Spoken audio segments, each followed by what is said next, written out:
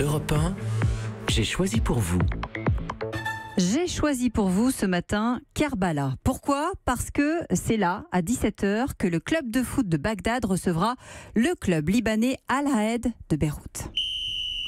La rencontre compte pour la Coupe des clubs de la Confédération asiatique. Or, il n'y a plus eu de compétition internationale depuis 20 ans dans le pays. Le coup de sifflet n'a pas encore retenti que le match est déjà une petite victoire, car les dernières rencontres officielles en Irak remontent en fait aux années 90. Depuis, pour cause de guerre, d'insécurité, les matchs avaient lieu en Iran, en Jordanie, en Arabie Saoudite. Le pays a donc dû batailler après plusieurs rejets pour gagner le droit de ramener les cages à domicile et obtenir le fameux sésame de la FIFA. L'interdiction a donc été levée, c'était le 17 mars dernier.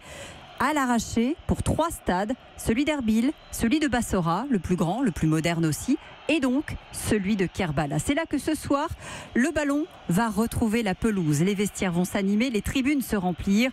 On va enfin revivre l'ambiance des grands soirs, disent les supporters d'Al-Zawara, le club baghdadi, qui n'en est pas encore à recevoir à domicile. Ce sera l'étape d'après, mais les mi-temps vont s'enchaîner, les réceptions aussi. Manama de Bahreïn viendra le 16 avril, puis le 17, ce sera un autre club de la capitale irakienne qui recevra, et ainsi de suite.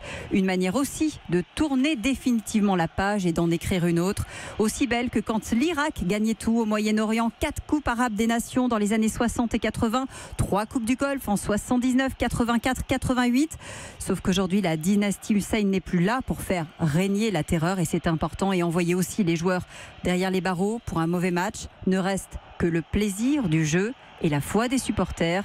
Ils seront 30 000 à être attendus ce soir pour célébrer le retour du ballon rond. Europe 1.